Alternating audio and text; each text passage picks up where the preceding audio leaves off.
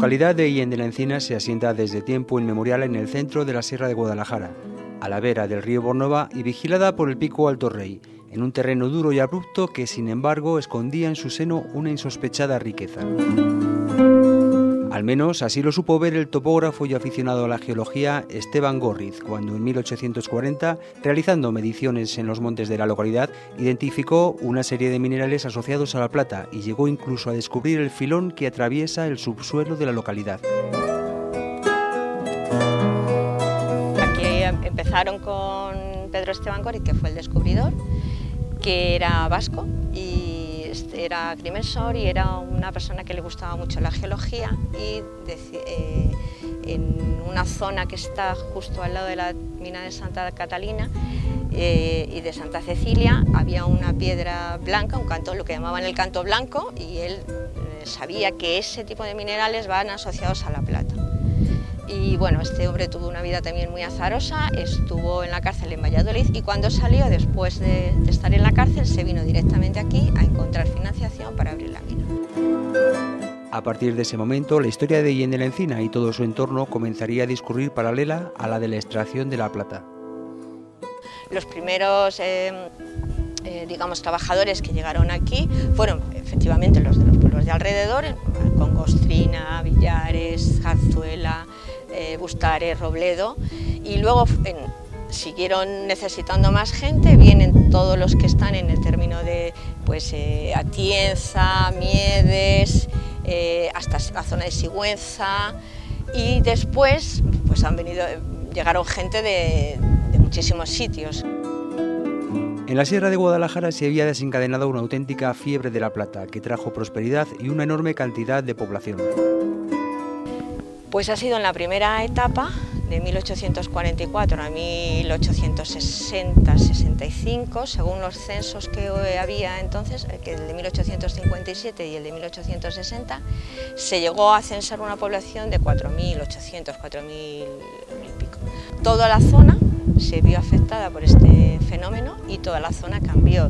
La media que tenían, estábamos todos en torno a unos 200 habitantes antes del descubrimiento de las minas, y todos los pueblos de la zona pasaron a 600, 700, 800. La noticia se fue expandiendo hasta el punto de atraer capital tanto español como extranjero. Vino un banquero Bontus, un francés, que también estuvo mucho tiempo intentando conseguir, invirtió aquí todo el dinero que tenía, y al final es cuando ya estaba a punto de tirar la toalla porque no encontraba el filón rico, el día de San Sebastián lo encontró. Y luego los ingleses han estado en la constante, estuvieron en la primera etapa de 1844 hasta 1874-75. Más de 300 pozos se abrieron en la zona y la minería de la plata se convirtió en la principal fuente de ingresos de esta comarca. La mina de la Tempestad, la mina La Perla, Santa Catalina, la Cubana, la Suerte, la Mala Noche, que están un poquito más lejos, esos pertenecen a otra orientación, pero en general los que han tenido más beneficios han sido los de la dirección noreste-sureste, que es lo que se llama el filón rico y que atraviesa todo el pueblo. Las minas de plata de Illén de la Encina se estuvieron explotando principalmente durante la segunda mitad del siglo XIX y el primer cuarto del siglo XX. Con posterioridad, en la década de los años 40 del pasado siglo, se reabrió la mina Santa Teresa en un intento de retomar la actividad minera. Los resultados no fueron los esperados, pero aún hoy en día se pueden visitar los restos de la que sería una de las últimas minas de plata de Illén de la Encina. La mina de Santa Teresa, en la que estamos ahora, es la mina que mejor conservada ha quedado después de que se terminasen de explotar las minas en Illén de la Encina. Antiguamente, al principio se llamaba Santa Cecilia II, y su trayectoria ha sido desde el comienzo de la explotación hacia 1844-45 hasta, con distintos intervalos, hasta 1950. Es la única mina que estuvo abierta durante los años de 1940 a 1950 y es de la que más recuerdos tienen toda la gente que ha vivido en el pueblo. Esta mina es bastante amplia y entonces tiene en esta parte de de vuestra izquierda se encuentran el botiquín, se encuentran donde estaban los almacenes generales, donde estaba la administración y la cantina. Al fondo podéis ver dos edificios para la transformación de la energía eléctrica que se subía del río Bornova. Y luego hay unas piscinas donde se trataba el mineral para conseguir la plata.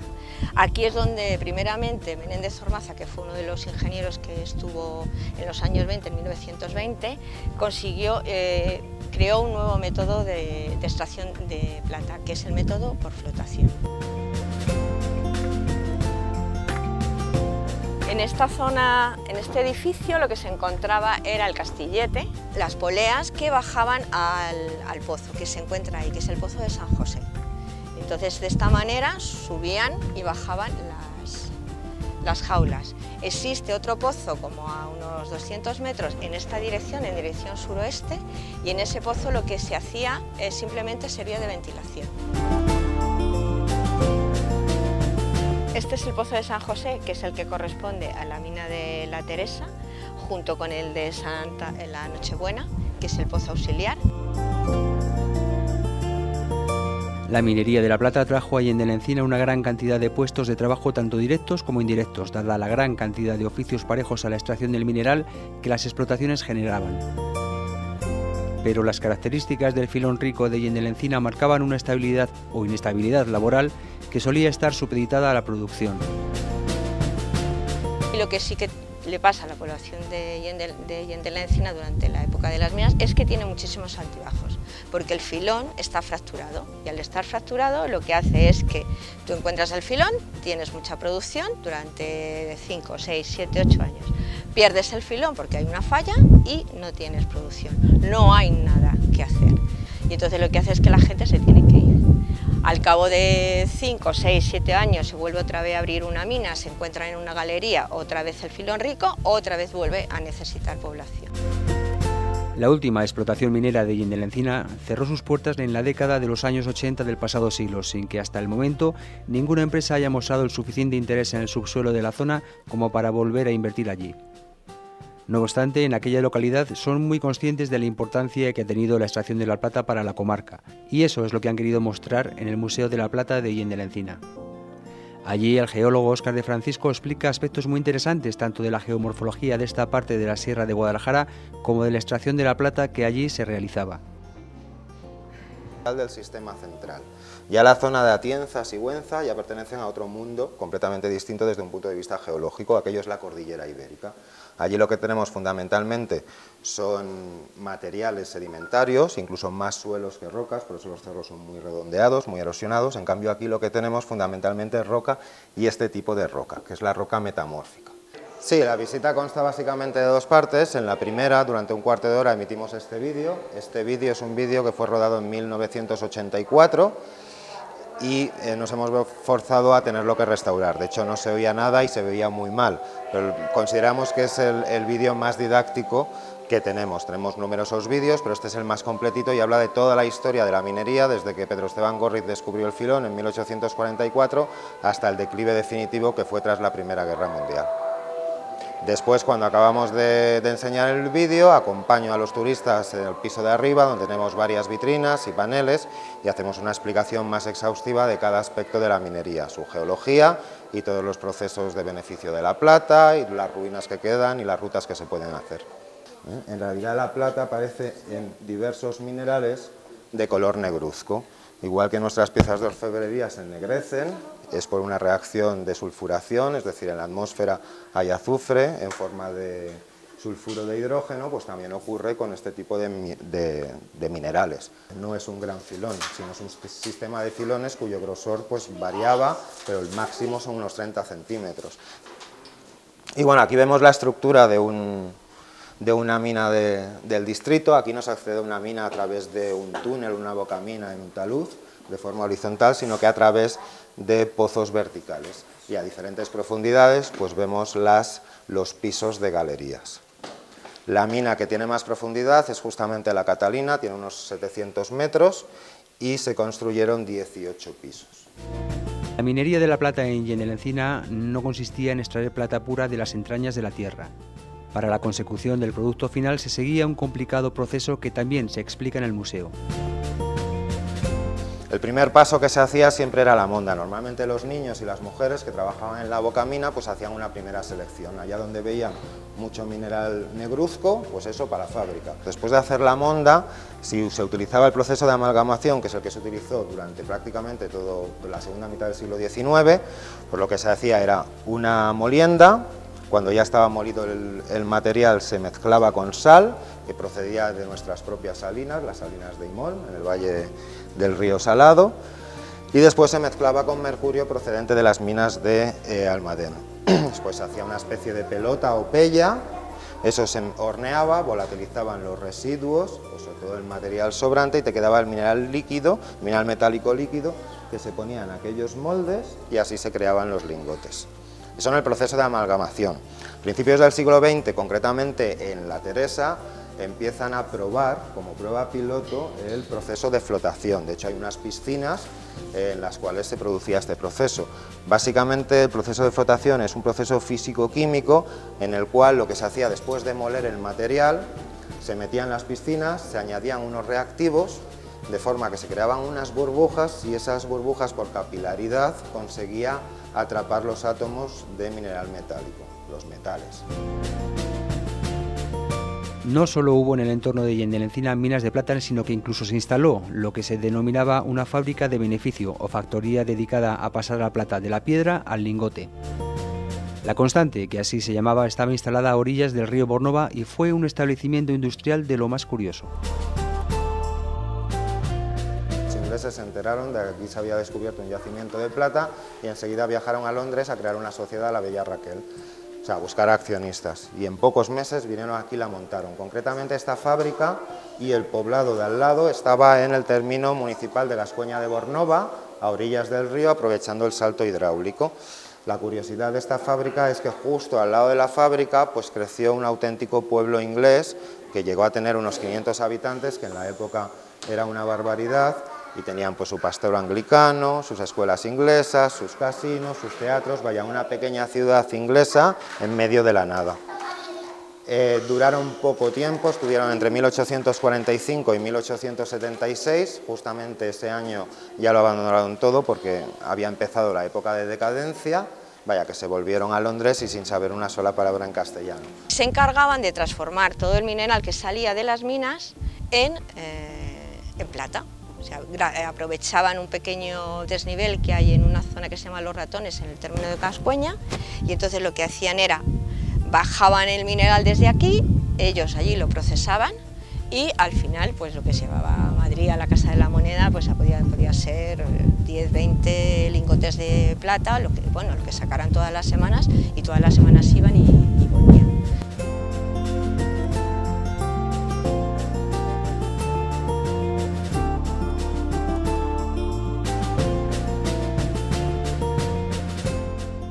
Uno de los grandes riesgos es que en aquella época, a diferencia de lo que muestra esa maqueta, no bajaban ni subían mediante jaulas o ascensores, sino por escalas de mano. Entonces el riesgo de caída a distinto nivel pues era muy grande.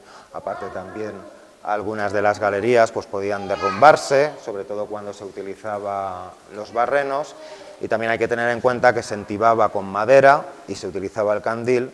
Y de hecho pues hubo varios incendios, de ellos el incendio de la Perla. No sabemos si es el accidente más importante, pero al menos el que está mejor documentado. La siniestralidad aquí en las minas han sido en total, en el periodo de 1844 a 1916, son 164, 165 personas fallecidas, con un accidente muy grave en la Perla por un incendio de varias galerías, que se cobró la vida de 13 personas, y luego hubo uno por una inundación de una tormenta, que fueron 4 o 5, y los demás son todos accidentes aislados de 2, como mucho 3 personas. Lo más habitual era derrumbamientos de piedra, caídas de piedra, barrenos que se explotaban mal y les pillaban a los obreros trabajando. Esos han sido los mayores. El de La Perla tuvo una gran repercusión porque murió también el ingeniero que estaba al cargo de la mina en ese momento, que se llamaba Santa María, y entonces la revista minera organizó una colecta, igual que el periódico El Cascabel y distintas asociaciones. La revista minera consiguió una recaudación muy importante que repartió entre los damnificados.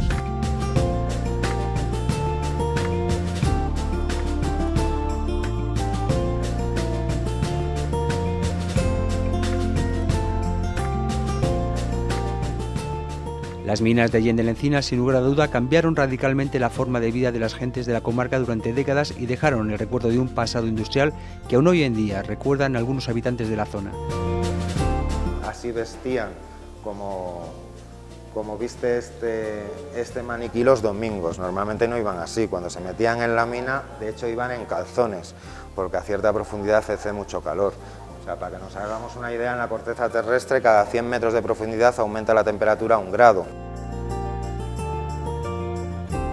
La infraestructura de ocio principal estaba en el pueblo, que es donde más había tiendas, había comercios, estaba la farmacia, panaderías, residía el médico, los ingenieros, porque si habéis visto la orografía del pueblo también cambia la topografía del pueblo. Al principio son casas muy pequeñas, de pizarra, con pocos huecos al exterior, y según van llegando gente, digamos que de ingenieros y gente para administrar las minas, el pueblo se extiende, se hace más grande y tiene un urbanismo completamente diferente. La plaza grande, que tiene 2 o 3 plazas muy grandes, el ayuntamiento, una iglesia nueva y unas casas nuevas, casas incluso de 2 o 3 alturas, con muchas ventanas, con otro tipo de habitabilidad.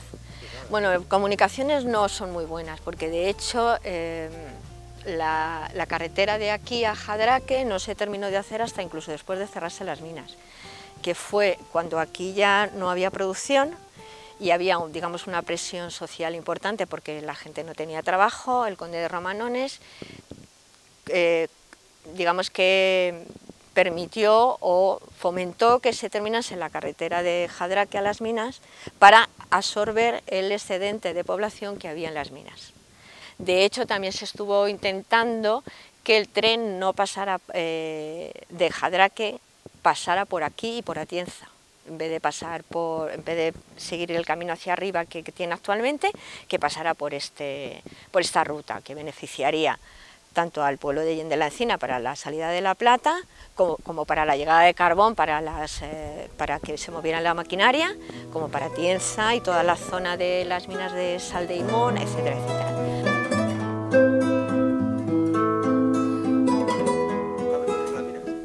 De pinche, cuando salí del cole.